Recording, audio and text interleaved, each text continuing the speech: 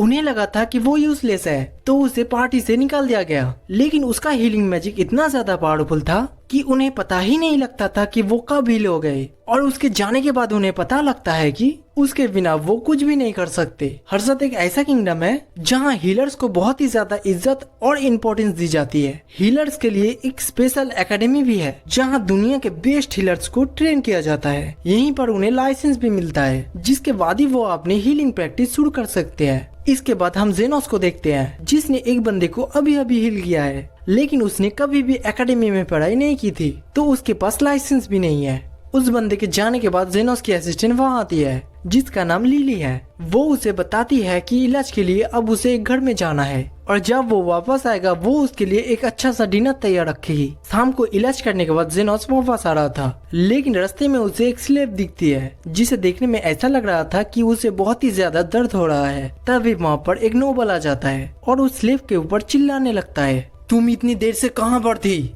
मेरा पेट कब से दुख रहा था, तो मैं हॉस्पिटल चली गई थी, पर मेरे पास पैसे नहीं थे, तो उन्होंने मेरा इलाज भी नहीं किया। तुम एक पेट दर्द के पीछे हॉस्पिटल तक चली गई? तुम एक स्लेव हो, भूल गई क्या? और अब वो उसे एक ग्रेवयार्ड पर ले जाता है और वहाँ पर उस स्लेव को फेंक देता है, जिस दौरान एक ग्रेव के अंदर से उसके अंदर एक ब्लैक कलर की एनर्जी चली आती है। अब ये नाटक करना बंद करो और उठ के चलो मेरे साथ। लेकिन उसे इतना ज्यादा दर्द हो रहा था कि वो हिल भी नहीं पा रही थी, तो वो नोबल गुस्से में जाकर उसे लात मारने लगता है। मैं तुम्हारा इंतजार नहीं करने वाला, चुपचाप कुछ हेलवल ढूंढो और मेरे पीछे आओ। लेकिन तभी अचानक से वो नोबल के ऊपर अटैक कर देती है, जिससे वो घायल हो जाता है। तो वो उससे दूर जाने की कोशिश करने लगता है और भागते भागते वो जेनोस के सामने पहुंच जाता है और जेनोस से मदद मांगने लगता है। मेरे स्लेव ने मुझ पर हमला किया है, तो मुझे हॉस्पिटल जाना होगा। अगर तुम उसे यहीं पर रोकते हो तो मैं तुम्हें बहुत पैसे दूंगा। अब वो स्लेव पत्थर से जेनोस के ऊपर अटैक करने लगता है, लेकिन जेनोस बड़े ही आसानी से सबको डॉज कर लेता है। नोबल जेनोस से कहता है कि वो स्लेव को मार दे, लेकिन जेनोस मना कर देता है, क्योंकि उसका काम लोगों की जिंदगी बचाना है, मारना नहीं। अगर तुम ये घटिया बकवास बंद नहीं की तो तुम्हारी भी जान जा सकती है। लेकिन नोबल ये देखकर हैरान हो जाता है कि जेनोस अपने हाथों से ही एक बड़ा सा पत्थर तोड़ दिया था। वही जेनोस उस स्लेव की स्पीड देखकर इम्प्रेस था, लेकिन वो अपनी मैजिक का यूज करके उस स्लेव को दूर फेंक देता है और वो जाकर एक घर से टकरा जाती है। जेनोस उसे शांत रहने को कहता है, पर स्लेव के पास जाने पर उसे पता लगता है कि एक घोस्ट ने उसे पजेस कर रखा था। तो जेनोस अपनी मैजिक का यूज करके उसे बाहर निकल देता है। इसके बाद नोबल उसे कहता है कि वो उसे भी हील कर दे, लेकिन जेनोस कहता है कि मेरा ड्यूटी का टाइम खत्म हो चुका है। तुम पागल हो क्या? अगर तुम चला गए तो मैं मारा जाऊंगा। चलो ठीक है, लेकिन इसके तुम्हें एक्स्ट्रा पैसे देने होंगे। ऐसे सिचुएशन में नोबल को पैसों से कोई मतलब नहीं था और वो एक कॉइन से भरी हुई पोटली उसके तरफ फेंक देता है। लेकिन जेनोस कहता है कि ये पैसा काफी नहीं है। तुम ये क्या कह रहे हो? एक लाइसेंस हीलर तो इतने ही चार्ज करते हैं, लेकिन मैं एक नॉर्मल हीलर नहीं हूँ, मेरे पास कोई लाइसेंस भी नहीं है। अगर तुम चाहते हो कि मैं तुम्हें हील करूं, तो तुम्हें पैसों के साथ वो स्लेव को भी देना होगा। जिसके बाद वो अपने हीलिंग मैजिक से उसे बचा लेता है। दूसरी तरफ उसके घर में वहाँ की घोस्ट कर्मिला आ जाती है, जो कि खाने के लिए बहुत ही एक्साइटेड थी। जिसके बाद वहाँ सोफिया नाम की एक लड़की आती है, जो कि जेनोस को ढूंढ रही थी। लिली बताती है कि वो बाहर है, तो वो उसका इंतजार करने के लिए बैठ जाती है। इसके बाद वहाँ पर एक और लड़की आती है, जिसका नाम लिंगा था। सोफिया उससे कहती है कि वो चली जाए, क्योंकि आज के लिए वो जेनोस की पेशेंट है। लेकिन इसके बाद भी लिंगा वहाँ पर बैठ जाती है और इसके तुरंत बाद ही वहाँ पर एक और लड़की दरवाजा तोड़कर अंदर आती है, जिसका नाम लव है। लिली उससे कहती है कि वो बाकियों के साथ बैठ सकती है, लेकिन डोर को ठीक करने के बाद। लिली उनसे पूछती है कि क्या तुम लोग डिनर के लिए रुकने वाले हो? लव कहती है कि वो तो डिनर के लिए ही वहाँ पर आई है और बाकी लड़कियां भी डिनर के लिए रुकने को मान जाती है। इसके बाद लिली कपड़े उठाने के लिए बाहर चली जाती है, लेकिन उसके जाते ही लव और लिंगा उसके खाने को टेस्ट करने लगती है, जो उन्हें इतना ज्यादा पसंद आता है कि वो खुद को उसे खाने के लिए रोक ही नहीं पाते। अगर तुम ऐसे ही खाते रहे तो लिली भड़क जाएगी, लेकिन जब उसे खाने की खुशबू आती है, वो भी उसे खाने से खुद को नहीं रोक पाती और थोड़ी देर में ही उन्होंने सारा खाना खत्म कर दिया था और अब वो एक दूसरे को ब्लेम करने लगती है। और इसी दौरान लिली कपड़े उठाकर वापस आ जाती है और उनसे पूछती है कि यहाँ पर क्या हुआ। तो सोफिया बताती है कि उन्हें खाना इतना ज्यादा अच्छा लगा कि वो खुद को उसे खाने से रोक ही नहीं पाए, जिसके थोड़ी बाद ही उनमें बहस छिड़ जाती है इस बात पे कि उनमें से जेनोस किसको ज्यादा पसंद करता है। लेकिन तभी लिली उन्हें शांत रहने को कहती है क्योंकि लड़ाई झगड़ा जेनोस को नहीं पसंद है। अब वो तीनों उससे माफी मांगती है और कहती है कि वो तीनों साथ में मिलकर डिनर बनाएंगे। लेकिन लिली उन्हें बताती है कि सारा इंग्रेडिएंट खत्म हो गए हैं। तभी वहाँ पर कर्मिला आ जाती है जो कि गुस्से में थी क्योंकि वो लिली का बनाया हुआ खाना खाना चाहती थी। अब डर के मारे वो तीनों लड़कियां उससे माफी मांगने लगती है, जिसके बाद वो इंग्रेडिएंट्स लेने के लिए वहाँ से चली जाती है। दूसरी तरफ जब उस स्लेव को होश आता है वो जेनोस से पूछती है कि वो कौन है। जेनोस उसे बताती है कि मैंने अभी अभी तुम्हें खरीदा है, चलो कपड़े उतारो, मुझे तुम्हारी कंडीशन देखनी है। उसके कपड़े उतारने पर जेनोस समझ जाता है कि उसे किस वजह से दर्द हो रहा था और वो तुरंत ही उसे हील कर देता है। और वो जेनोस की हीलिंग पावर को देखकर हैरान थी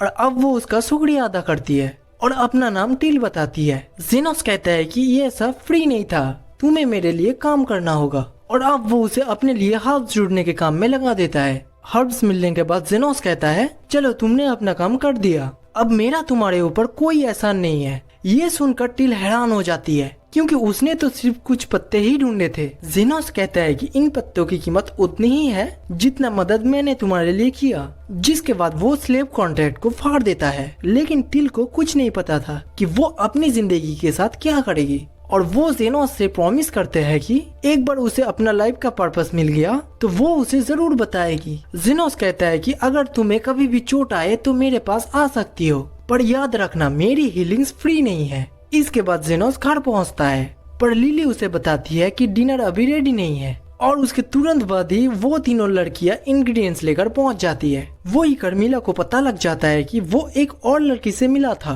वही लिली को सारे इंग्रेडिएंट्स पसंद आते हैं पर डिनर बनाने से पहले वो सबके लिए चाय बनाने जाती है। आगे हमें पता चलता है कि जेनोस एक एडवेंचरिंग पार्टी का हिस्सा था। उनका लीडर उसे एक गोल्ड कॉइन देकर कहता है तुम जिंदगी में इतने पैसे कभी नहीं देखे होंगे, तो इसे मेरी दरिया दिली समझो क्योंकि तुम पार्टी में कुछ तो करते नहीं हो, तो आज से मैं तुम्हें निकाल रहा हूँ। जिसके बाद वो सभी लोग उसके ऊपर हंसने लगते हैं पर जेनोस उसे याद दिलाता है कि उसी ने उसे पार्टी में ज्वाइन करने के लिए इनवाइट किया था। जो चीज बेकार हो जाती है उसे फेंकने से क्या डरना, अगर तुम मर भी जाते हो तो मुझे उससे कोई फर्क नहीं पड़ता। अब हम नोबल्स और रॉयलिटी के सामने परफॉर्म करने वाले हैं, हम तुम्हें वहाँ पर नहीं लेके जा सकते और तुम किसी को भी नहीं बताओगे कि तुम गोल्डन फिनिक्स का हिस्सा थे। वहीं जेनोस बिना उनसे कुछ कहे वहाँ से चला जाता है। इसके बाद हम एक आदमी को देखते हैं जो कि लिली को किडनैप करने की कोशिश कर रहा था, तो लिली उसे लात मार के वहाँ से भागने लगती है। लेकिन वो बंदा एक तीर उसके पैर में मार देता है जिसके वजह से वो नीचे गिर जाती है। इसके बाद वो उसे पकड़ने की कोशिश करने लगता है लेकिन लिली उसके हाथ में काट लेती है, जिसकी वजह से वो गुस्से में लिली को चाकू मार देता है। इन सब चीजों के दौरान वहाँ पर जेनोस आ जाता है और उनसे पूछता है कि ये चल क्या रहा है और वो उसे कहता है कि इससे उसका कोई लेना देना नहीं है क्योंकि वो लिली को ओन करती है। तो जेनोस उसे एक गोल्ड कॉइन देकर लिली को खरीद लेता है।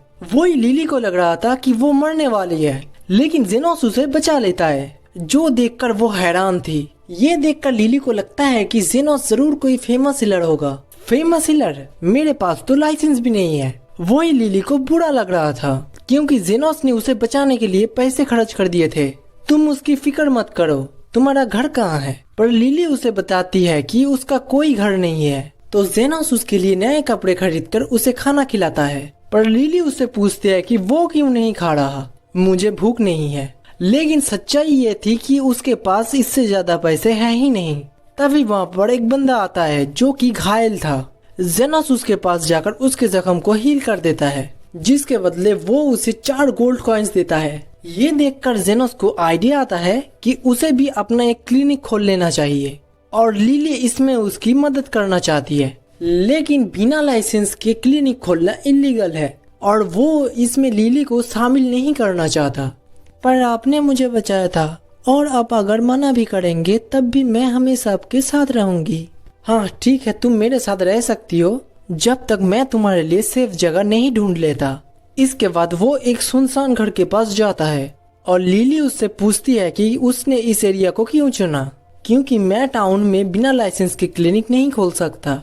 लेकिन लिली घर के अंदर जाने से बहुत ही डरी हुई थी, क्योंकि उसने सुना है कि ऐसी जगह में ऐसे खतरनाक भूत होते हैं जो कि सिर्फ एक टच से ह्यूमंस को खत्म कर सकता है। और जेनोस उसे कहता है कि वो फिक्र ना करे, और वो अंदर जाता है और लिली अपनी होली लाइट मैजिक का यूज करके वहाँ पर उजाला कर देती है। और ये जेनोस के लिए भी सरप्राइज था, क्योंकि उसे नहीं पता था कि लिली मैजिक का यूज कर सकती है। इसके बाद जेनोस बिल्डिंग की कंडीशंस को चेक करता है और उसे पता लगता है कि ये बिल्डिंग काफी स्ट्रांग है। वो ये सब चेक ही कर रहा था, तभी वहाँ पर एक भूतनी आ जाती है जिसे रेत बुलाया जाता है। कर्मीला को देखकर लिली डर से जेनोस से चिपक जाती है। तभी कर्मीला जेनोस के ऊपर अटैक करने जाती है, लेकिन वो अपनी हीलिंग मैजिक से उसे रोक देता है और कहता है कि उसने डंजन्स में कई सोल्जर्स को पहले भी मार गिराया है। तुम्हें परेशान करने के लिए मैं माफी चाहूंगा, लेकिन अगर तुम मुझे यहाँ क्लिनिक खोलने देती हो तो हम तुम्हारे लिए कोई भी मुसीबत नहीं खड़ी करेंगे। लेकिन ये सुन के कर्मीला को फिर से गुस्सा आ जाता है और वो उसके ऊपर फिर से अटैक करने जाती है, लेकिन वो उसे फिर से रिपेल कर देता है। उसे यकीन नहीं होता कि जेनोस इतना ज्यादा पावरफुल है और वो अपने मिनियंस को मदद करने के लिए समन करती है, लेकिन जेनोस एक झटके में सभी मिनियंस को खत्म कर देता है। तुम आखिर है कौन? तुम इतने ज्यादा पावरफुल कैसे हो? मैं बस एक अनलाइसेंस्ड हीलर हूँ। मुझे क्लिनिक खोलने के लिए एक रूम चाहिए और एक बेडरूम चाहिए। तो कर्मीला उसे कहता है कि वो नीचे के फ्लोर को ले सकता है। इसके बाद वो दोनों साथ मिलकर इस जगह को साफ सफाई कर देता है और लिली उससे पूछती है कि यह पब्लिसिटी के लिए उसे उसकी मदद चाहिए। नहीं, अगर हम अपने क्लिनिक को एडवर्टाइज करते हैं तो रॉयल मेडिकल इंस्टीट्यूट को इसके बारे में पता लग जाएगा। लेकिन तभी वहाँ पर साउंड आ जाता है। वो ही जेनोस उसका इंतजार कर रहा था, क्योंकि नॉर्मल लोगों को मैजिक गन से इंजरी नहीं होती और यही वजह से वो नॉर्मल क्लिनिक्स में नहीं गया। साउंड उसके पास अपनी बहन को लेकर आया था जिसके हाथ पर जख्म है, जिसे देखकर जेनोस को पता लग जाता है कि उसके ऊपर मैजिक गन से अटैक हुआ है जिसमें पॉइजन इफेक्ट्स भी है। सोफिया उससे पूछती है कि क्या वो उसे हील कर सकता है। हमारा बेस्ट ऑप्शन यही है कि हम तुम्हारे हाथ को काट दे, क्योंकि वो पॉइजन चारों तरफ फैलने लगा है और इसका चार्ज 1 मिलियन गोल्ड कॉइन्स है। सोफिया उसे अपनी रेपुटेशन के बारे में बताती है और पूछती है कि क्या वो प्राइस कम नहीं करेगा। हमें पता चलता है कि स्लम्स में 3 बड़े ग्रुप्स हैं और सोफिया लेजर्ड पीपल्स को लीड करती है और मर्चेंट से चुराकर उनके बीच में सामान बांटती है। लेकिन 1 मिलियन गोल्ड कॉइन सिर्फ हाथ काटने के लिए उन्हें बहुत ही ज्यादा लगता है। मैंने कब कहा मैं तुम्हारा सिर्फ हाथ काटूंगा? मैं उसे रिजेनरेट भी करूंगा, जो कि बहुत ही कॉम्प्लिकेटेड प्रोसेस है। मुझे नहीं फर्क पड़ता कि तुम किसके लीडर हो, मैं बिना पैसे के काम नहीं करने वाला। वो ही रिजेनरेशन का नाम सुनकर वो लोग हैरान थे, क्योंकि उन्होंने कभी भी ऐसे हीलर के बारे में नहीं सुना था। जो सुन के जेनोस भी हैरान था, क्योंकि उसे नहीं पता था कि बाकी के हीलर्स ऐसा नहीं कर सकते। इसके बाद सोफिया प्रोसीजर के लिए मान जाती है और जेनोस अपनी मैजिक से एक्सकेल्बल बनाता है और उसके हाथ को काटने के बाद अपने रिजेनरेशन स्पेल को कास्ट करता है, जिससे उसका हाथ रिजेनरेट हो जाती है। वो ही सोफिया उसकी स्किल को देखकर हैरान थी। तभी सॉन्ड की नजर कर्मीला पे जाती है, जो कि छत से उल्टी लटक रही थी। जेनोस कहता है कि तुम उसके फिक्र मत करो, वो तुम्हें कुछ नहीं करेगी। इसके बाद लिली चाय बनाती है और जेनोस उससे पूछता है कि उसने 3 कप क्यों बनाई, और हम देखते हैं कि उनके साथ कर्मीला भी चाय पी रही है। लिली कहती है कि उनका क्लिनिक बहुत ही अच्छा चल रहा है, क्योंकि बहुत सारे लेजर्ड पीपल उनके पास आते रहते हैं। और वो जेनोस से पूछती है कि वो इतना घायल कैसे होते रहते हैं। स्लम्स में 3 मेन ग्रुप्स हैं जो कि हमेशा एक दूसरे से लड़ते रहते हैं। तभी अचानक से वहाँ पर लिंगा आ जाती है और बताती है कि वो उल्फ पीपल के लीडर है। अभी क्लिनिक बंद हो चुका है, लेकिन अगर कोई भी सीरियसली इंजर्ड है तो मैं उसे देख सकता हूँ। लेकिन वो लोग असल में जेनोस को पीटने आए थे, क्योंकि वो बार बार सोफिया की ग्रुप को हील कर दे रहा है। वो अपने एक्स से जेनोस के ऊपर हमला करने जाती है, लेकिन जेनोस के बैरियर से टकराते ही वो एक्स टूट जाता है। इसके बाद वो अपनी टीम से कहता है कि वो उसके ऊपर अटैक करे, लेकिन वो जेनोस को छू भी नहीं पा रहे थे। तो लिंगा उन्हें ऑर्डर देती है कि वो उसकी क्लिनिक को डिस्ट्रॉय कर दे। लेकिन जब वो सब कुछ तोड़ रहे थे, लिंगा कर्मीला को देखकर हैरान हो जाती है। कर्मीला गुस्से में उन सबको मारने वाली थी, लेकिन जेनोस उसे शांत कराता है और कहता है कि ये क्लिनिक लोगों की जान बचाने के लिए है, तो वो किसी को यहाँ मरने नहीं दे सकता। लिंगा ये देखकर हैरान हो जाती है कि कर्मिला उसकी बात मान रही है और उसे लगता है कि जेनोस कर्मिला का मास्टर है। अगले ही दिन एक ऑर्क उसके क्लिनिक पर आते हैं। जेनोस को पता चलता है कि वो ऑर्क लव के लिए काम करता है। मुझे लगा ही था ये होगा। उल्फ और लेजर पीपल के साथ काम चल ही रहा है, तो मुझे पता था ऑर्क तो यहाँ पर आएंगी ही। ओए जुटकू, चल मेरे साथ। तुझे क्या लगता है अगर वो दोनों यहाँ पर आ रहा है तो हमारी लीडर भी यहीं पर आएगी? इसके बाद जेनोस उस ऑर्क के साथ उनके लीडर के पास चला जाता है। जेनोस उससे पूछता है कि उसने उसे यहाँ पर क्यों बुलाया। लव कहता है कि स्लम्स में वो बहुत ही ज्यादा फेमस है और उसे पूछती है कि वो अपनी सीट से क्यों नहीं मूव कर पा रही। एग्जामिन करने पर उसे पता लगता है कि लव के पेट के अंदर एक माना स्टोन है। लव बताती है कि इसे इंचांट किया गया है, अगर वो यहाँ से हिलती है तो वो फट जाएगा। जेनोस को लगता है कि उसके दुश्मनों ने उसे खिला दिया होगा। नहीं, ऐसा नहीं है, मैं इसे राइस बॉल समझकर खा गई थी।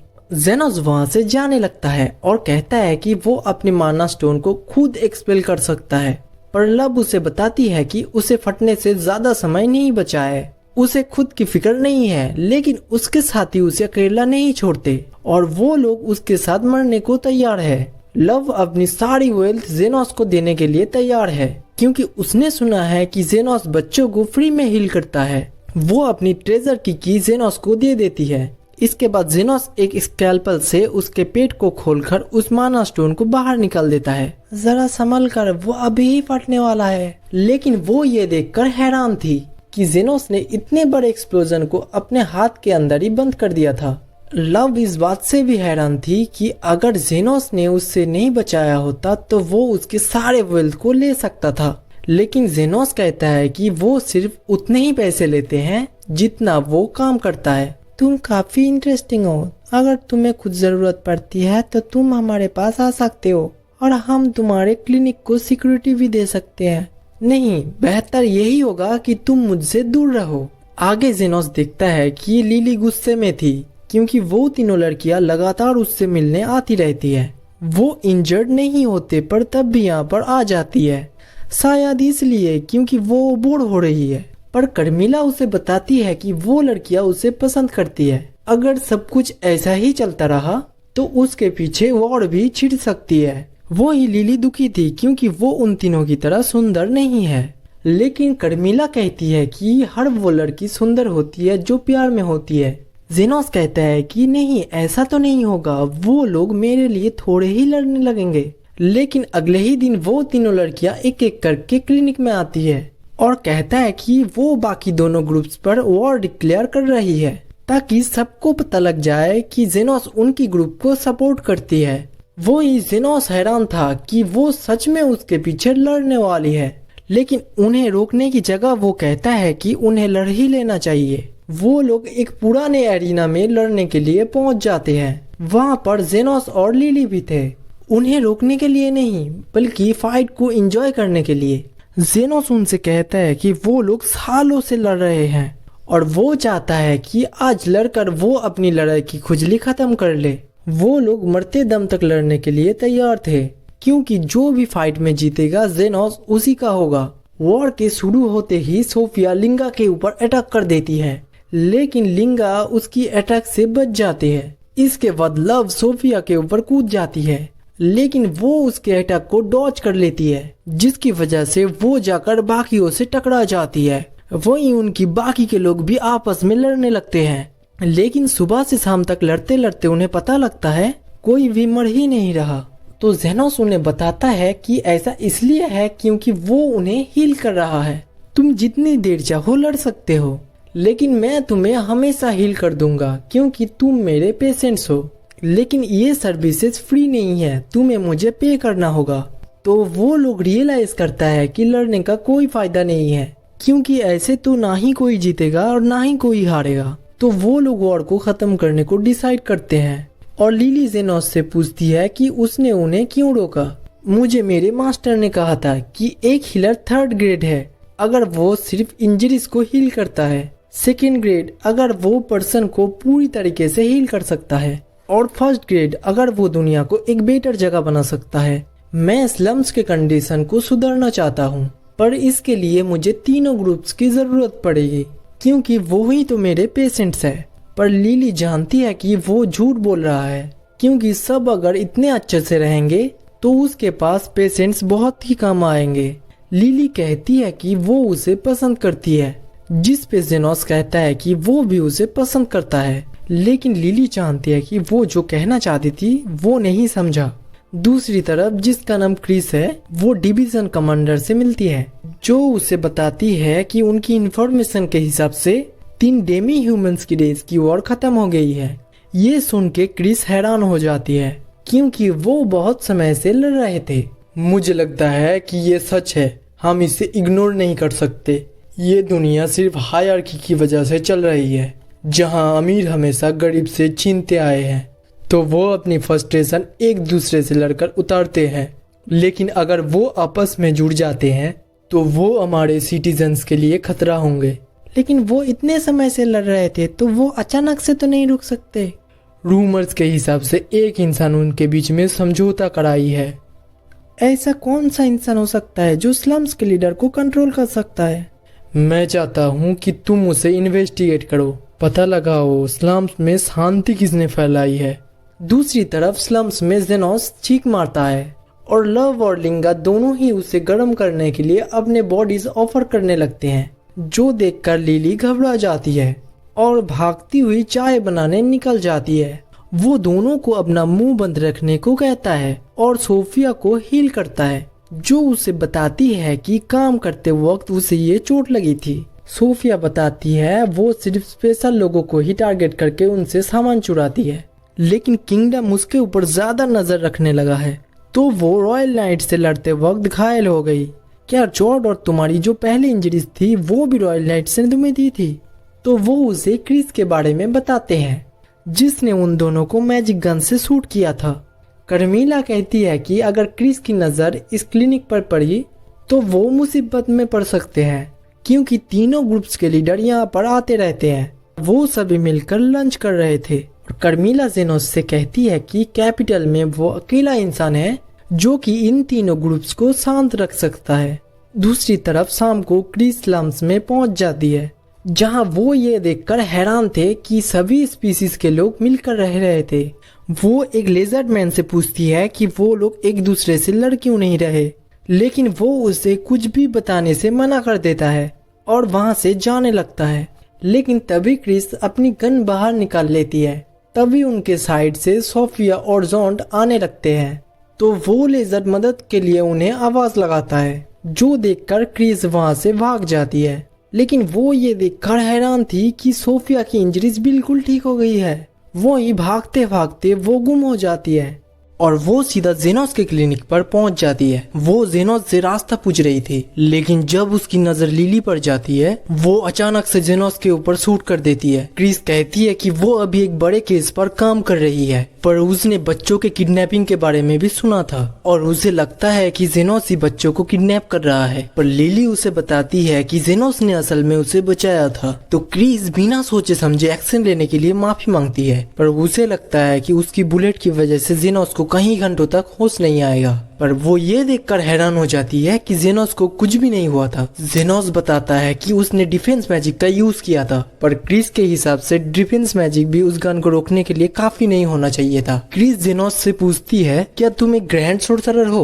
जिसने पूरी जिंदगी सिर्फ डिफेंस मैजिक पर काम किया है? नहीं, ऐसा तो कुछ भी नहीं। लेकिन क्रिस को लगता है कि इसके अलावा और कोई एक्सप्लेनेशन नहीं हो सकती और कहती है कि रॉयल नाइट्स की वाइस कमांडर की आंखों को कोई भी धोखा नहीं दे सकता, जिससे लिली और जेनोस को पता लग जाता है कि वो आखिर है कौन। जेनोस छत के ऊपर एक फ्लैग टांग देता है ताकि उस समय क्लिनिक में कोई भी ना आए। क्रिस जेनोस को बताती है कि वो स्लम्स में एक इविल इंसान को पकड़ने आई है और वो उसे ये सारी डिटेल्स इसीलिए बता रही थी ताकि जेनोस उसकी मदद कर सके। मेरा मदद चाहिए? पर मैंने कब कहा कि मैं तुम्हारी मदद करने वाला हूँ? पर वो कहता है कि हर सिटीजन को रॉयल नाइट्स की मदद करनी चाहिए और जिस इंसान को वो ढूंढ रही है वो वही इंसान है जिसने क्रिस ने तीनों फैक्शंस के बीच में फाइट बंद करा दिया था, जो सुन के जेनोस हैरान हो जाता है और वो बताती है कि स्लम्स के अंदर किसी ने भी कुछ नहीं बताया। क्रिस को लगता है कि मीडिएटर कोई इविल इंसान है जो कि लोगों को कंट्रोल कर सकता है। जेनोस कहता है कि ऐसा भी तो हो सकता है कि वो अटेंशन से बच रहा है, इसीलिए उन्हें उसे अकेला छोड़ देना चाहिए। ये सुन के क्रिस उससे पूछती है कि क्या वो मीडिएटर को जानता है, जिस पे जेनोस साफ साफ मना कर देता है। क्रिस कहती है कि मीडिएटर फ्यूचर में जाकर किंगडम के लिए खतरा साबित हो सकता है, लेकिन लिली बताती है कि मीडिएटर को बस लोगों को इंजर्ड होता देखना नहीं पसंद है। ये सुन के क्रिस को लगता है कि लिली जरूर उसे जानती होगी। तभी जेनोस कहता है कि क्रिस को यहाँ से चले जाना चाहिए क्योंकि वो एक इम्पोर्टेंट मिशन पर है।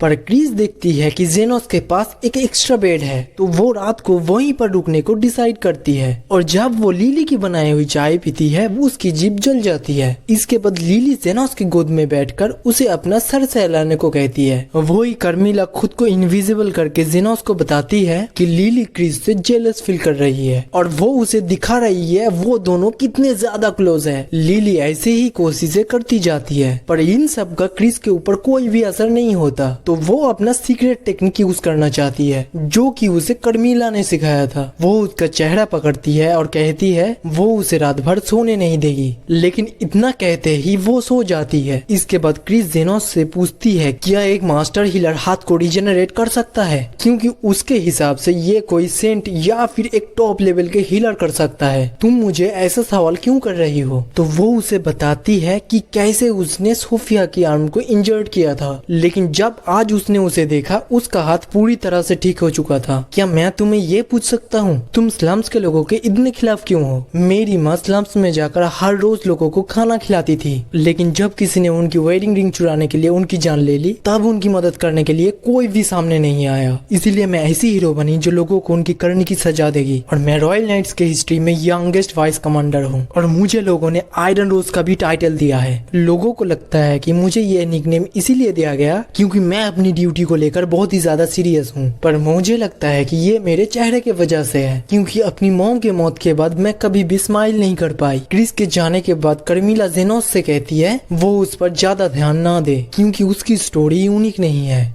वो 300 सालों से यहाँ पर है और उस समय में उसने उससे भी बुरी चीजें देखी है। इसके बाद जेनोस उस फ्लैग को हटा देता है तो सोफिया अपनी आर्म को हील करने के लिए उसके पास आती है, लेकिन क्रिस फिर से रास्ता भूलकर उसके पास आ जाती है। और जब क्रिस और सोफिया एक दूसरे को देखते हैं, वो अपने वेपन्स निकाल लेते हैं। लिली बहाना मारती थी है कि वो सोफिया को नहीं जानते और वो भी रास्ता भूलकर यहाँ पर आ गई है, और क्रिस इस बात को मान भी लेती है। क्रिस को लगता है कि सोफिया की आर्म को मीडिएटर ने ही हील किया था और वो स्लम्स के सभी पावर को इकट्ठा करके उनकी मासूम सिटीजन के लिए खतरा बनना चाहता है। पर सोफिया उसे बताती है कि रॉयल नाइट जिस ह्यूमन ट्रैफिकिंग को इन्वेस्टिगेट कर रही है उसके पीछे एक पावरफुल इंसान का हाथ है जिसका नाम कैलेंडर है। लेकिन क्रिस को इस बात पर यकीन ही नहीं होता क्योंकि उसे लगता है कि सारी प्रॉब्लम्स की जड़ स्लम्स और उसमें रहते हुए लोग हैं। तभी जेनोस सोफिया और क्रिस के बीच में आ जाता है और उसे बताता है कि वो ही मीडिएटर है, लेकिन क्रिस को इस पर यकीन ही नहीं होता क्योंकि उसे लगता है कि जेनोस एक मास्टर हीलर नहीं हो सकता क्योंकि वो पहले से ही डिफेंस मैजिक में एक्सपर्ट है। जेनोस उसे समझाने की कोशिश करता है कि वो दोनों तरह की मैजिक का यूज कर सकते हैं, लेकिन क्रिस को उस पर यकीन ही नहीं होता और अब उसे लगने लगता है कि जेनोस भी डेमी ह्यूमन के साथ मिला हुआ है, यानी उसे अपनी इन्वेस्टिगेशन के लिए एक नया बेस ढूंढना पड़ेगा। और वो वहाँ से जाने के बाद सीधा कैलेंडर के मेंशन के पास जाती है जहाँ उसे सिक्योरिटी चेक के दौरान अपनी गन छोड़नी पड़ती है। वो कैलेंडर को बताती है कि कुछ चोर इस एरिया में काम कर रहे हैं, इसीलिए वो उसके मेंशन की सिक्योरिटी को चेक करना चाहती है। कैलेंडर उसे मेंशन में सारी चीजें दिखाने लगता है, लेकिन क्रिस को सब कुछ नॉर्मल लग रहा था। अब उसे लगने लगता है कि वो अपनी समय बर्बाद कर रही है क्योंकि वहाँ पर कुछ भी अजीब नहीं हो रहा था। जब कैलेंडर उसे बैठने के रूम में लेकर आ रहा था, वो बाथरूम का बहाना बनाकर फिर से चीजों को देखने लगती है क्योंकि उसके लेवल के हिसाब से उसकी सिक्योरिटी बहुत ही ज्यादा थी। थोड़ी ही दूर जाकर उसे एक वेल दिखता है और वो सीढ़ी से उसके नीचे उतर जाती है। वहाँ थोड़ी ही दूर जाने के बाद उसे कुछ बच्चे दिखते हैं जिन्हें जेल में बंद कर रखा गया था। वो उन्हें बताती है कि वो एक हीरो है और वो उन्हें बचाने आई है। लेकिन तभी पीछे से कैलेंडर उसे शूट कर देता है और कहती है कि तुम्हें दूसरों के काम में अपनी टांग नहीं अड़ानी चाहिए थी।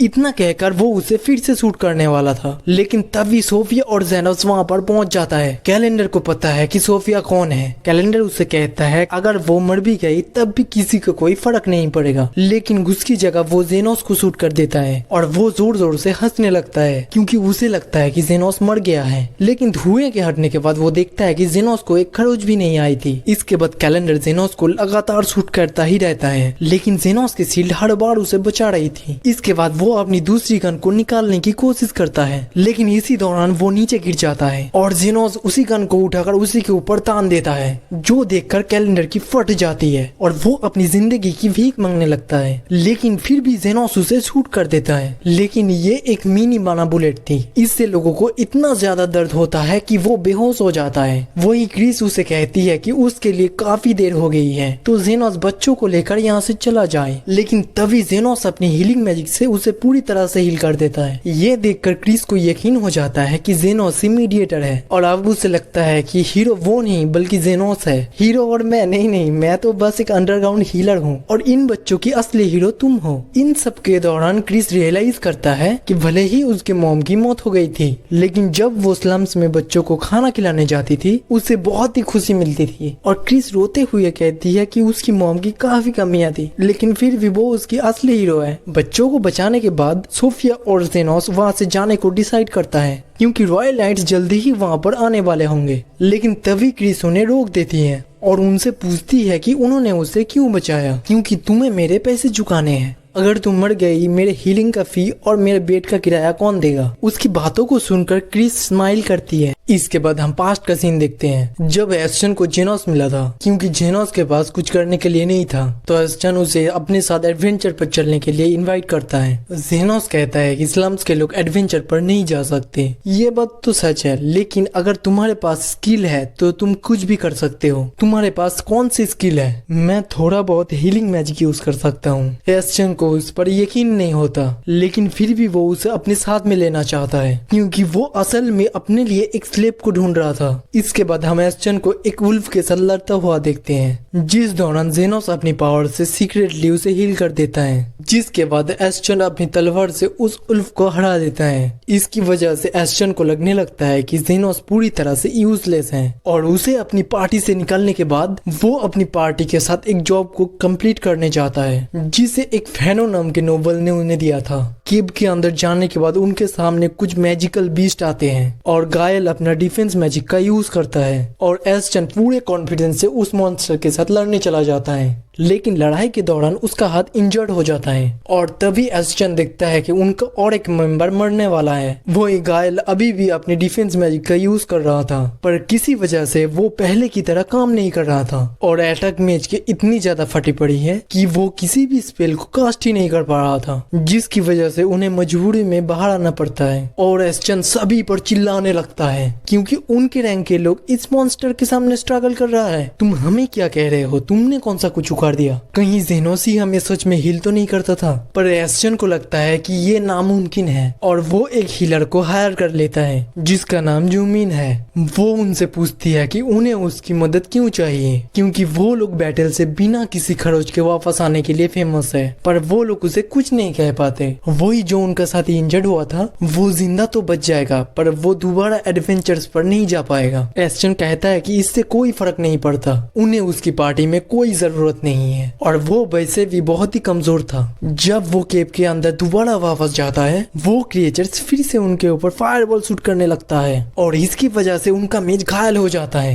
यूमिन कहती है कि एक असली हीलर इसे हील नहीं करता तो इसकी मौत हो जाएगी, तो उन्हें फिर से केव से बाहर आना पड़ता है और एस्टन घायल के ऊपर चिल्लाने लगता है क्योंकि उसे लगता है कि घायल अपनी डिफेंस मैजिक का यूज नहीं कर रहा था। लेकिन यूमिन उसे बताती है कि अगर वो डिफेंस मैजिक यूज नहीं करता तो एंड्रेस की मौत हो जाती थी और इन इन्वायरमेंट में टॉप लेवल के हीलर भी इसे हील नहीं कर पाएगा, तो उन्हें उसे हॉस्पिटल में लेके जाना चाहिए। और अब एस्टन सोच में पड़ जाता है कि कहीं जेनोस ही उन्हें हील तो नहीं करता था, क्योंकि जब से वो गया है हर बार वो घायल हो रहा है। लेकिन इस बात पर यकीन करने के लिए अब भी वो तैयार नहीं था। इसके बाद एस्टन को फेनो के बटलर एक लेटर भेजता है जिसमें उसने कहा था वो और उसकी पार्टी उसके मास्टर को अपना चेहरा भी ना दिखाए। अगर तुम ये बता देती कि ये जॉब तुम्हारे लिए मुश्किल है तो लॉर्ड फेनो कोई और अरेंजमेंट करते और अपनी बेटी के बर्थडे में कुछ और देने का प्लान बनाते। तुमने ना ही जॉब कंप्लीट की और ना ही उन्हें इन्फॉर्म किया, तो वो उसके लिए अपनी बेटी को खुश नहीं कर पाए। एस्टन सारी गलती की वजह जेनोस को ठहराने लगता है, लेकिन तभी उसे याद आता है कि उसने किसी को भी नहीं बताया था कि जेनोस उनके पार्टी का मेंबर है। तो एस्टन उसे कहता है कि वो उन्हें एक और मौका दे,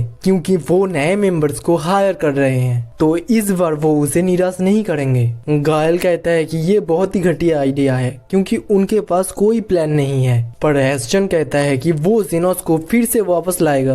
एस्टन स्लम्स में वापस जाता है और वो जेनोस को ढूंढने के लिए तीनों डेमी ह्यूमंस के लीडर को हायर करना चाहता था। तो वो सबसे पहले सोफिया के पास जाता है, लेकिन जब सोफिया रियलाइज करता है कि वो ही है वो इंसान जिसने जेनोस को अपनी पार्टी से निकाला था, तो वो जोर जोर से हंसने लगती है और वो उससे कहती है कि वो वापस चला जाए क्योंकि जेनोस के पास इससे भी इम्पोर्टेंट चीजें हैं करने के लिए। ये सुन के एस्टन को गुस्सा आ जाता है, लेकिन वो उसे कुछ नहीं कहता क्योंकि सोफिया उससे बहुत ही ज्यादा ताकतवर है। इसके बाद जेनोस लिंगा और लव के पास जाता है जिनका जवाब सेम ही था, और वही लव कहती है कि अगर उसने जेनोस को परेशान किया तो वो लोग उसे नहीं छोड़ेगा। एस्टन को लगता है वो किसी और के बारे में बात कर रहे होंगे, लेकिन तभी वो जेनोस को लिली के साथ देखता है और वो उसे रोकने जाता है। लगता है तुम मेरे बिना आखिरकार सरवाइव कर ही गए, लेकिन जेनोस कहता है कि उसे काम है, तो वो वहाँ से जाने लगता है। ये देखकर एस्टन हैरान था और वो जेनोस को कहता है कि वो उसे ढूंढता हुआ यहाँ पर आया था और वो उसे फिर से अपनी पार्टी में इनवाइट करता है। जेनोस कहता है कि जब मेरे पास फ्री टाइम होगा मैं तुम्हारे साथ चलूंगा, लेकिन फ्री में नहीं, मेरे सारे सर्विसेज के लिए तुम्हें पे करना होगा। लेकिन एस्टन गुस्से में आकर उसे कहता है तुम अपनी औकात भूल रहे हो क्या, तुम्हारे लिए यहाँ पर कोई जगह नहीं है। लेकिन तभी वो ये देखकर हैरान था कि स्लम्स के लोग वहाँ पर आकर जेनोस की शुक्रिया अदा कर रहे थे। एस्टन उसे याद दिलाता है कि सबसे पहले उसी ने उसे अपने पार्टी में जगह दी थी, लेकिन जेनोस उसकी बातों पर ध्यान भी नहीं देता और वहाँ से जाने लगता है। लेकिन तभी गुस्से में एस्टन उसके ऊपर हमला कर देता है और तभी साइड से क्रिस उसे शूट कर देती है। जेनोस उसे वहाँ पर देखकर हैरान था। क्रिस उसे बताती है कि वो बस अपना रास्ता भूल गई थी। रॉयल नाइट्स के वाइस कमांडर को जेनोस से इतने अच्छे से बात करता हुआ देखकर एस्टन डर जाता है और सारा इल्जाम गायल पे लगाकर वहाँ से भागने लगता है। इसके बाद तीनों फैक्शंस के लीडर जेनोस के घर पे एक साथ बैठे हुए थे और वो एस्टन के बारे में ही बात कर रहे थे, जहाँ वो तीनों जेनोस को बताती है कि उन्होंने अपने लोगों को एस्टन के पीछे लगा दिया है ताकि वो लोग उसे फॉलो कर सके, क्योंकि उन्हें डर था कि वो अंडरग्राउंड गिल्ड को हायर करके कुछ उल्टा सीधा ना कर दे। कर्मिला कहती है उसके पास इतने पैसे नहीं होंगे कि वो अंडरग्राउंड गिल्ड को हायर कर सके, लेकिन सोफिया उसे बताती है कि गाइड नाम का एक बंदा है जो पैसा ना होने पर कुछ स्पेशल कंडीशंस में काम को एक्सेप्ट करता है। इसके बाद वो सभी लोग चले जाते हैं। अब लिली को जेनोस की फिक्र हो रही थी क्योंकि वो अभी तक सोया नहीं था, तो वो उसे सुलाने की कोशिश करने लगती है और इसके चक्कर में वो खुद ही सो जाती है। इसके बाद वो कर्मिला के साथ बैठा हुआ था और वो जेनोस से पूछती है कि उसने हीलिंग मैजिक कैसे सीखा। मैं एक डेड बॉडी को हील कर रहा था, लेकिन उसका रिजल्ट बहुत ही भयानक था। ये सुन के कर्मिला हैरान हो जाती है क्योंकि वो फॉरबिडन मैजिक है और बताती है कि जब वो जिंदा थी लोग गोलम्स को बनाया करते थे। ये चीज डीमन लॉर्ड के टाइम पर बहुत ही ज्यादा चलती थी, पर तभी वहाँ की जमीन हिलने लगती है और कर्मिला इन्वेस्टिगेट करने के लिए बाहर जाती है और वो अपने सामने एक गोलम को देखती है जो कि स्लम्स को डिस्ट्रॉय कर रहा था। इसके बाद हम गाइड को देखते हैं जो कि जेनोस के खिलाफ किसी बंदे के रिक्वेस्ट को एक्सेप्ट करता है और उसे लगता है कि ये एक परफेक्ट चांस है उसके नए क्रिएशन को टेस्ट करने का। गोलम अभी भी चीजों को डिस्ट्रॉय कर रहा है, लेकिन इतना शोर शराबा में भी लिली मजे से सो रही थी। दूसरी तरफ कर्मिला और जेनोस दोनों स्लम्स में जाते हैं। तीनों फैक्शंस के लीडर भी आ जाती है। वो जेनोस को बताते हैं कि काफी सारे स्लम्स के लोग घायल हो गए हैं और वो उसे पूछती है कि ये है क्या। ये एक तरह की आर्टिफिशियल लाइफ फॉर्म है, लेकिन इसे बनाने की टेक्निक कई सालों पहले खो गई थी। लव उसे बताती है कि उसके एक फॉलोअर ने उस गोलम को स्लम्स के अंदर से आते हुए देखा था। कहीं ये काम अंडरग्राउंड गिल का तो नहीं है? अभी ये सब सोचने का टाइम नहीं है। जेनोस उनसे कहता है कि जितने भी लोग इंजर्ड हुए हैं उन सबको एक जगह पे ले आओ। वहीं दूर से गाइड गोलम को देख रहा था और उसे लगता है कि गोलम में अभी भी बहुत सारी कमियां हैं, लेकिन उसे यकीन है कि ये जेनोस को मारने के लिए काफी है। और वो ये देखना चाहता था कि जेनोस अपने फ्रेंड्स को मरता हुआ देखकर कैसे रिएक्ट करेगा। दूसरी तरफ स्लम्स में जेनोस लोगों को हील कर रहा था, लेकिन इससे वो जरा सा भी खुश नहीं था क्योंकि इसके पैसे उसे नहीं मिलने वाले हैं और उसे लिली की भी फिक्र होने लगती है। वही उसकी हीलिंग को देखकर गाइड को पता लग जाता है कि वो कोई एलिट लेवल का हीलर है या फिर उससे भी कहीं ऊपर, लेकिन उसे अभी भी लगता है कि जेनोस गोलम को नहीं रोक पाएगा। कर्मिला जेनोस को बताती है कि जब तक गोलम अपना काम पूरा नहीं कर लेता वो यहाँ से नहीं जाएगा, और वो उसे ये भी बताती है कि गोलम के कोर बनाने के लिए जिस स्टोन की जरूरत है वो साउथ के कॉन्टिनेंट्स में पाया जाता है जहाँ डीमन लॉर्ड का कैसल था। लेकिन सभी स्टोन्स वॉर के दौरान खत्म हो जाना चाहिए थे और ब्लैक मैजिक के सिस्टम बहुत ही साल पहले ही खत्म हो चुके हैं। जेनोस कहता है कि वो इन सब में दिमाग बाद में लगाएंगे, पहले उसे गोलम को रोकना होगा। वो तीनों लड़कियां भी मदद करना चाहती थी। कर्मिला बताती है कि गोलम को हराने के लिए उन्हें उस गोलम की मैजिक कोर को डिस्ट्रॉय करना होगा और जेनोस उन तीनों को गोलम से लड़ने के लिए भेज देता है और अपने मैजिक से वो उन्हें सपोर्ट कर रहा था।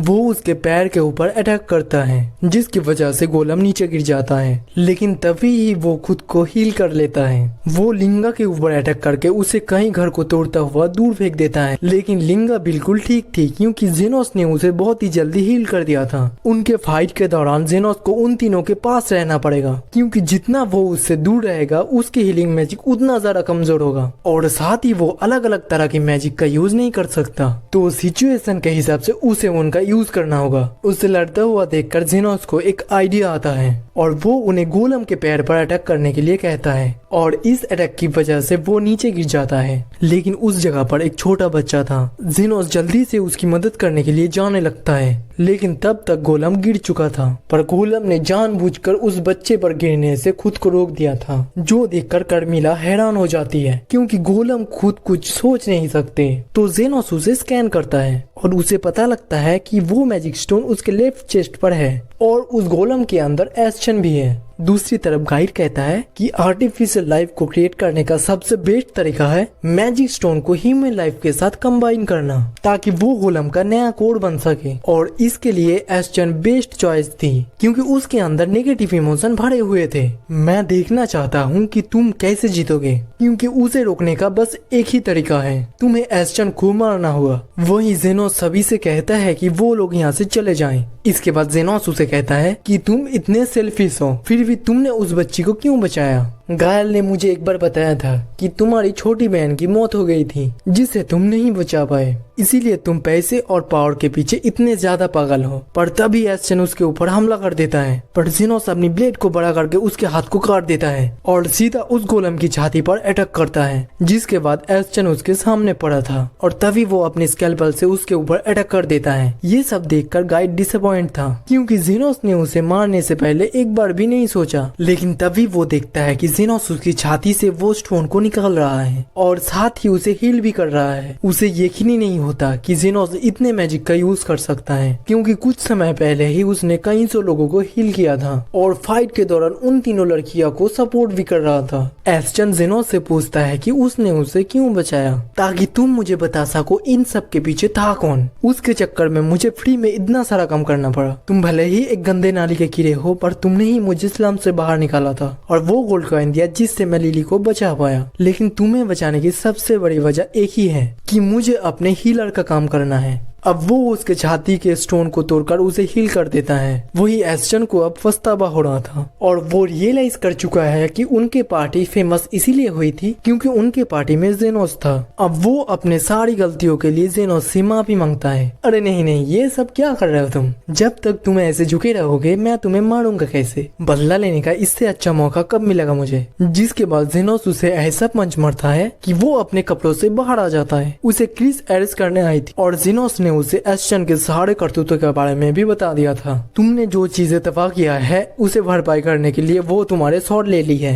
एस्टन सोचता है कि उसके पास अभी कुछ नहीं बचा, पर क्रिस उसे बताती है कि जेनोस उसके लिए एक गोल्ड कॉइन छोड़ गया है। तभी एस्टन याद करता है जब उसने जेनोस को अपनी पार्टी से निकाला था, एक गोल्ड कॉइन उसे भीख में दिया था और वो पछतावे में रोने लगता है। बाकी लड़कियां देखती है कि जेनोस बहुत ही ज्यादा थका हुआ था तो उसे घर ले जाने में मदद करने लगती है। जब वो सभी क्लिनिक में वापस आता है, कर्मिला कहता है कि वो बहुत ही दुखी है क्योंकि उसे लगा था कि जेनोस मर जाएगा और ये पूरी जगह फिर से उसकी हो जाएगी। पर लिली बताती है कि वो झूठ बोल रही है कि वो उसके लिए इतने ज्यादा परेशान थी कि वो पूरी रात भर घर पर घूमती रही। आगे क्रिस उसे बताती है कि इन्वेस्टिगेशन के बाद उन्हें पता चला है कि इस अटैक के पीछे गाइड का हाथ है। मुझे उसका नाम याद रखना पड़ेगा क्योंकि मुझे उससे बहुत ही सारे पैसे लेने हैं। सोफिया ने भी इसके बारे में पता किया है। गाइड हमेशा ही अकेला काम करता है और कुछ ही समय पहले ही उसने अंडरग्राउंड गिल्ड को ज्वाइन किया है। तीनों लीडर को लगता है कि वो दोबारा से उनके ऊपर अटैक करने की प्लानिंग कर रहा होगा,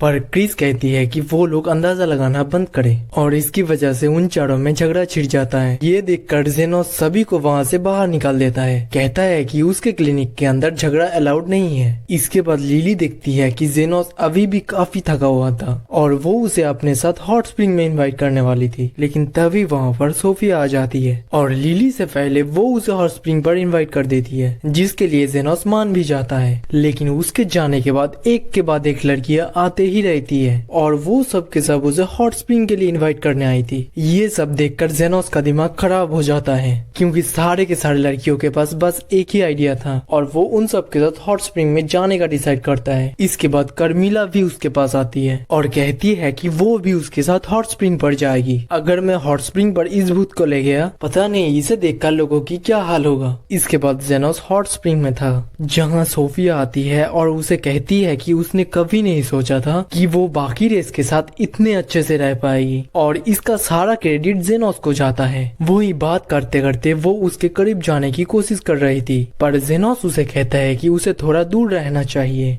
वो बताती है कि वो बात इसलिए कर रही थी ताकि वो उसे डिस्ट्रैक्ट कर सके। अब वो अचानक से ही चुड़ैल की तरह जेनोस को पकड़ने की कोशिश करने लगती है और अब वहाँ पर लिंगा भी पहुँच जाती है और जेनोस के ऊपर कूद जाती है, पर सोफिया उसे रोक देती है, जिसकी वजह से वो दोनों लड़ने लगते हैं और तभी लव भी पानी से बाहर आती है और बताती है कि वो जेनोस का इंतजार कर रही थी। जिसके बाद वो तीनों आपस में ही लड़ने लगती हैं और इसी दौरान वहाँ पर क्रिस आती है और वो उनसे कहता है कि उन्हें मेंस के बाद में नहीं होना चाहिए, पर तभी वो तीनों नोटिस करती है कि वो भी यहाँ पर जेनोस के लिए आई थी और वो सारे साथ मिलकर सोफिया की कुटाई करने लगती है। इन सब की वजह से जेनोस का दिमाग खराब हो जाता है और वो सबसे कहता है कि वो वुमेन्स बात में जाए। वही यूमिन ये सब देखकर हैरान हो जाती है कि इतने सारे स्पीसीज के लोग साथ मिलकर कैसे नहा रही है। लेकिन तभी यूमिन वहाँ पर कर्मिला को भी देखती है और वो उसे एक्सरसाइज करने ही वाली थी, पर कर्मिला वहाँ से चली जाती है। इसके बाद जेनोस बाकी लड़कियों के साथ डिनर कर रहा था, पर वो देखता है कि क्रिस उनके साथ नहीं बैठी है। क्रिस बताती है कि वो डेमी ह्यूमंस के साथ नहीं रह सकती क्योंकि वो एक रॉयल नाइट है। डिनर करने के बाद लिली सो जाती है और जेनोस कर्मिला को बताता है कि वो अपने खाने को भी एंजॉय नहीं कर पाया क्योंकि सारे लड़कियां नशे में चली गई थी। अब वो कर्मिला से पूछता है, तुम घर से यहाँ पर कैसे आई? तुम तो सूरज में बाहर निकल ही नहीं सकती। कर्मिला कहता है कि वो लिली की स्टाफ के अंदर छुप कर आई है क्योंकि वो उससे अटैच्ड है, तो वो इसीलिए ऐसा कर सकती है। जब तुम जिंदा थी क्या ये स्टाफ तुम्हारा था? लेकिन कर्मिला कहती है कि उसे कुछ भी याद नहीं है। अगले ही दिन वहाँ पर एक धमाका होता है और वहाँ पहुँचने पर यूमिन देखती है कि सेफ का हाथ जला हुआ था। वो अपनी पूरी पावर से उसे हील करने लगती है, लेकिन वो फर्स्ट एड तक ही हील कर पाती है और उसे लगता है कि वो कभी भी दोबारा खाना नहीं बना पाएगी। पर तभी वहाँ पर जेनोस आता है और उस सेफ की इंजरीज देखता है। यूमिन कहती है कि उन्हें उसे रॉयल हॉस्पिटल में लेके जाना होगा ताकि वहाँ के हीलर सर्किल से उसे हील कर सके। पर जेनोस कहता है कि इसकी कोई जरूरत नहीं है क्योंकि उसे कल रात का खाना बहुत ही अच्छा लगा था, तो वो फ्री में उसे हील कर देता है। उसके हीलिंग पावर को देखकर यूमिन हैरान थी, जिसके बाद वो जाकर अपने सुपीरियर बेकर को इस इंसिडेंट के बारे में बताती है और उसके बाद वो जेनोस के बारे में भी बताती है। तो बेकर को लगता है कि वो कोई एलिट हीलर होगा, लेकिन जब यूमिन उसे बताती है कि उसने ऑरेंज कोट पहना था, बेकर कहता है कि मुझे उससे मिलना होगा। इसके बाद हम देखता है कि एक डेमी ह्यूमन बेकर को लेकर जेनोस के पास आता है और वो बताता है कि उसने इस आदमी को बड़े ही बुरी हालत में पड़ा हुआ देखा, तो उसे यहाँ पर ले आया। स्कैन करने पर जेनोस को पता लगता है कि उसे रेड लंग डिजीज है, तो सबको उससे दूर रहने को कहता है क्योंकि ये बहुत ही कंटेजियस होती है जिससे हजारों लोग की जान जा चुकी है। पर ये इस बंदे को कैसे हुई? जब इसका एंटीडोट मिला था कई सालों पहले, ये बीमारी तो खत्म हो गई थी। उसके डायग्नोसिस को देखकर बेकर इम्प्रेस हो जाता है और बताता है कि रॉयल हॉस्पिटल का वो एक एलिट हीलर है। और तभी वहाँ पर यूमिन आ जाती है और कहता है कि बेकर पगला गया है, वो जानबूझकर खुद को बीमारी दी ताकि वो जेनोस से मिल सके। मैंने असल में खुद का ही बनाया हुआ एक मेडिसिन लिया है जिससे मुझ में रेड लंग वाले सिम्टम्स होंगे और मुझे कुछ भी नहीं होगा क्योंकि मैंने पहले ही एंटीडोट ले लिया है। यूमिन बताती है कि बेकर ने कई सारों बीमारियों की क्योर ढूंढा है, रेड लंग का भी, और इसीलिए उसे एलिट हीलर का स्टेटस मिला है। बेकर जेनोस के कोड के बारे में पूछता है। जेनोस कहता है कि मुझे ये मेरे मास्टर ने दिया था, लेकिन बेकर जब उसके मास्टर के नाम के बारे में पूछता है, जेनोस बताता है कि वो नहीं जानता। बेकर कहता है कि हॉस्पिटल में उसे उसकी मदद की जरूरत है। तभी वहाँ पर वो तीनों लड़कियां आ जाती है क्योंकि उन्हें जेनोस के घर के ऊपर रेड फ्लैग दिखा था। ये जरूर कर्मिला ने किया होगा क्योंकि उसे यहाँ पर कुछ गड़बड़ लग रही थी। लड़कियां बेकर से कहता है कि उसे अब यहाँ से चले जाना चाहिए, तो बेकर अपना तरीका बदलता है और कहता है कि उसे वो कमीशन पर रखना चाहता है, जिसके बाद जेनोस मान जाता है। पर ये देखकर तीनों लड़कियां हैरान थी। जेनोस कहता है कि अगर हम सरवाइव करना चाहते हैं तो हमें इनका सपोर्ट चाहिए। वैसे भी बेकर बहुत ही अच्छा इंसान है, उन्होंने स्लम्स में कई बार फ्री में मेडिसिन बांटी है। रेड लंग की मेडिसिन भी इसने ही बांटी थी। ये सुन के उन्हें लगता है कि बेकर बहुत ही अच्छा इंसान है। जेनोस उससे पूछता है कि क्या तुम मेरे मास्टर को जानते हो? बेकर कहता है कि जब तुम हॉस्पिटल में आओगे मैं तुम्हें सब कुछ बता दूंगा। अगले ही दिन जेनोस रॉयल मेडिकल इंस्टीट्यूट यानी हॉस्पिटल में जाता है, पर इतनी बड़े बड़े बिल्डिंग्स देखकर जेनोस को थोड़ा डर लगने लगता है, तो बेकर उसे अपनी ऑफिस में लेकर जाता है। हमें तुम्हारी मदद इसीलिए चाहिए क्योंकि काफी सारे लोग मिसिंग हो रहे हैं और मैं चाहता हूँ कि तुम इसके बारे में पता करो। मुझे लगता है कि ये तुम्हारे लिए काफी आसान होगा और अब से तुम्हारा नाम जेनोस नहीं बल्कि जेनो है, जो कि फॉरेन से यहाँ पर पढ़ने आए हैं। अगर किसी तरह मेरी आइडेंटिटी रिवील हो जाती है और मैं फंस जाता हूँ तो तुम्हारा क्या होगा? मैं तुम्हें यहाँ पर लेके आया हूँ तो मेरा भी वही हाल होगा जो तुम्हारा होगा। इसके बाद वो उस घर में जाता है जहाँ वो अब से रहने वाला है, पर अंदर जाने पर उसके सामने लिली थी। यूमिन बताती है कि लिली यहाँ पर रह सकती है क्योंकि वो उसकी फैमिली है। लिली बताती है कि वो उसकी वाइफ के तौर पर यहाँ पर आई है, पर यूमिन बताती है कि वाइफ नहीं, पेपर में वो उसकी बहन है। जेनोस लिली को देखकर खुश था क्योंकि उसे पीछे छोड़ने पर जेनोस को उसकी फिक्र हो रही थी। यूमिन के जाने के बाद लिली उससे पूछती है, हस्बैंड क्या तुम मुझे अपना बनाना चाहते हो? ये सुनकर जेनोस भड़क जाता है और कहती है कि तुम्हें मेरी बहन की तरह एक्टिंग करनी है, वाइफ की तरह नहीं, और ऐसे बात करना तुम्हें किसने सिखाया? तभी वहाँ पर कर्मिला आ जाती है और बताती है कि ये सब उसका काम है, तुम अपनी छिचोड़ी हरकतें करना बंद करो। और तुम यहाँ पर क्या कर रही हो? यहाँ पर बहुत ही खतरनाक हीलर्स हैं, अगर किसी को तुम्हारे बारे में पता लगा तो वो तुम्हें एक्सरसाइज कर देगा। पर कर्मिला कहती है कि ऐसा नहीं होने वाला क्योंकि यहाँ पर कोई भी जेनोस जितना ताकतवर नहीं है। इसके बाद जेनोस यूमिन के साथ इंस्टीट्यूट के कैंटीन में बैठा हुआ था, जहाँ यूमिन उसे बता रही थी उसे किस तरह से हीलर का लाइसेंस मिल सकता है। ये थोड़ा मुश्किल तो है, लेकिन अगर एक बार उसे मिल गया तो हॉस्पिटल, आर्मी या फिर एडवेंचरिंग पार्टी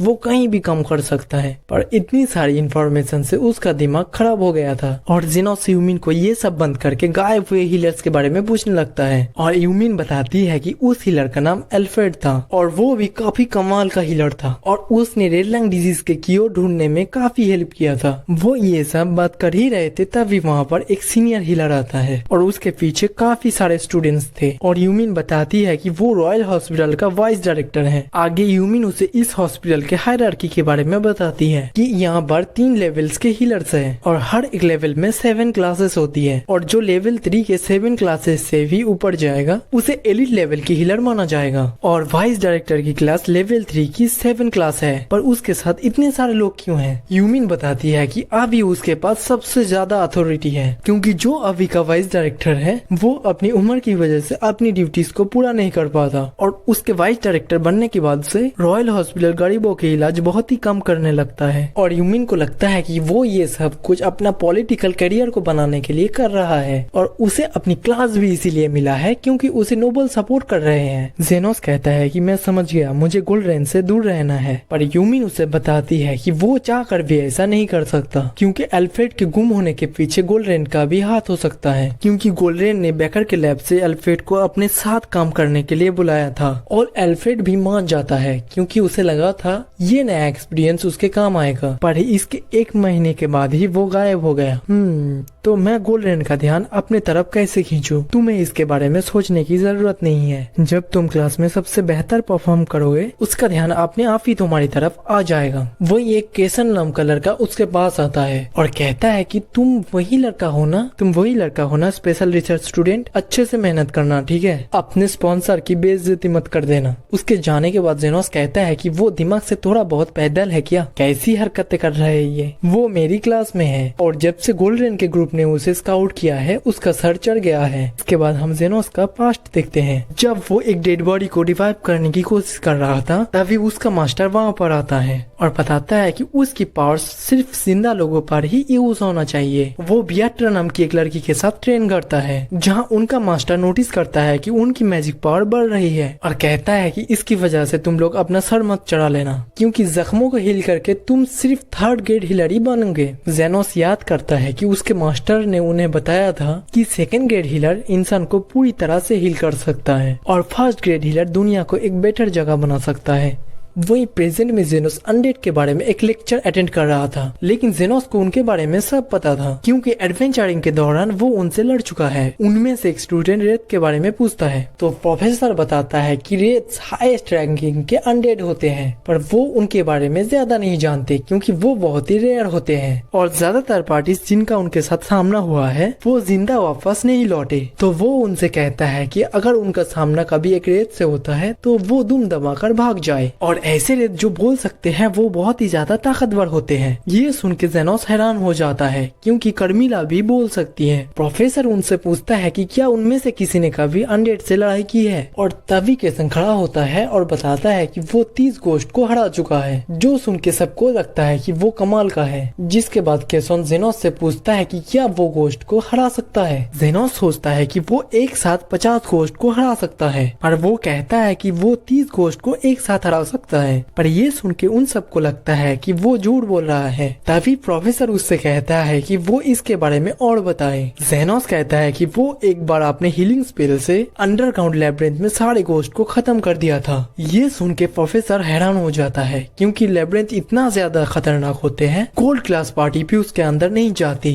वही क्रेसन को भी लगता है कि वो झूठ बोल रहा है। इसके बाद अगले ही क्लास मैजिक सर्कल पर थी जिसके बाद प्रोफेसर सभी स्टूडेंट को बोर्ड पर मैजिक सर्कल ड्रॉ करने को कहता है। क्रेसन का मैजिक सर्कल को देखकर प्रोफेसर भी इम्प्रेस हो जाता है। वही क्रेसन देखना चाहती थी कि जेनोस कैसे सर्कल बनाएगा। वही जेनोस मैजिक सर्कल के बारे में ज्यादा नहीं जानता पर एक बार उसके मास्टर ने उसे एक सर्कल दिखाया था तो जेनोस उसी को उस बोर्ड पर ड्रॉ कर देता है। क्रेसन को लगता है कि उसने मनगढ़ंत ऐसा ही कुछ बना दिया पर प्रोफेसर बताता है कि ये एक एडवांस रीजनरेशन स्पेल है और जेनोस उन्हें बताता है कि ये खोई हुई बॉडी पार्ट्स को फिर से रीजनरेट कर सकता है। ये सुन के प्रोफेसर हैरान था पर उसे लगता है कि कोई भी इसे एक्टिवेट नहीं कर सकता क्योंकि इसके लिए बहुत ही ज्यादा माना चाहिए। लेकिन तभी जेनोस उस सर्किल को एक्टिवेट कर देता है। जेनोस कहता है कि ये उतने भी काम का नहीं है क्योंकि बॉडी पार्ट को रीजनरेट करने के लिए मुझे इसकी जरूरत नहीं पड़ती। इसके बाद गोल्डन का सबऑर्डिनेट उसे जेनोस के बारे में बताता है कि वो 30 गोस्ट को एक साथ हरा सकता है। और दूसरा सबऑर्डिनेट आकर उसे रिपोर्ट करता है कि बहुत सारे अनडेड ग्रेवयार्ड में आकर इकट्ठा हो चुका है। गोल्डरेन को लगता है कि जेनोस को टेस्ट करने के लिए ये एक परफेक्ट मौका है, तो वो जेनोस की क्लास को वहाँ पर भेज देता है। तो वो सभी स्टूडेंट अपने हीलिंग स्पेल को कास्ट करके घोस्ट के ऊपर अटैक करने लगता है, लेकिन वो चारों तरफ से घेर चुके थे। तो जेनोस अपनी हाई हील को कास्ट करके सबको बचा लेता है, लेकिन इन सब चीजों का क्रेडिट क्रेसन खुद लेने लगते हैं। वो सभी से कहता है कि वो सभी उसके सक्सेस को टीचर्स को जाकर रिपोर्ट करे, और वो बाकियों के साथ वहाँ से जाने लगता है। लेकिन तभी वहाँ पर ज़ॉम्बी किंग आ जाता है और सभी स्टूडेंट्स क्रेसन से कहने लगता है कि वो उसे भी एक्सरसाइज कर दे। ज़ॉम्बी किंग को देखकर क्रेसन की फटी पड़ी थी, तो वो यूमिन से मदद मांगता है, पर यूमिन कहता है कि वो उसकी मदद नहीं करने वाला। तो क्रेसन सभी से कहता है कि वो लोग यहाँ से चले जाएं, क्योंकि ये एक्सरसाइज करने में उसे थोड़ा टाइम और कंसंट्रेशन की जरूरत है। और अपने सबसे पावरफुल मैजिक से ज़ॉम्बी के ऊपर अटैक करता है, पर इससे उसका कुछ नहीं बिगड़ता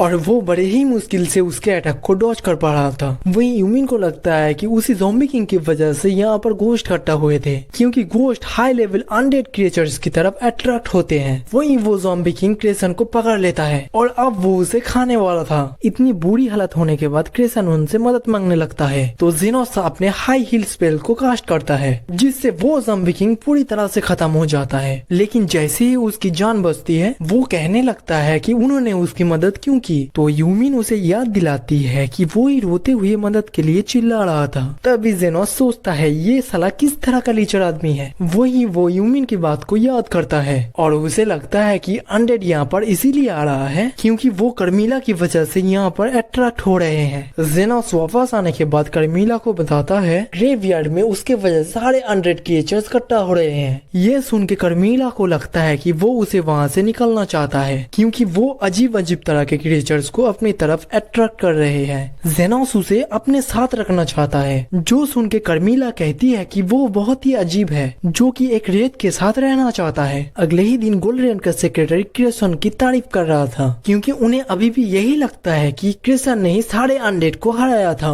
और वही उसे लगता है कि जेनोस ने जितने भी बड़ी बड़ी बात की थी वो सारे झूठ थे। पर ये सब सुनकर क्रेसन को बुरा लग रहा था और उसे लगता है कि उसके जान बचाने के लिए वो इतना तो कर ही सकता है। और क्रेसन सारी सच बता देता है। असल में जेनोस ने ही वहाँ की सारे अनडेड को मारा था। आगे बेकर जेनोस को बताता है कि गोल्डरेन उसका इंटरव्यू लेना चाहता है, जो कि बहुत ही बड़ी बात है, क्योंकि रॉयल हॉस्पिटल में उसके पास सबसे ज्यादा सपोर्ट है। गोल्डरेन का पावर तुमसे ज्यादा क्यों है? तुम तो एक एलिट लेवल के हीलर हो, जो कि है उससे ऊपर। बेकर उसे बताता है कि वो टाइटल उसे पॉलिटिकल पावर नहीं देती, क्योंकि ये टाइटल उसे सिर्फ मेडिसिन डेवलप करने पर मिला था। इसके बाद वो गोल्डरेन से मिलने जाता है।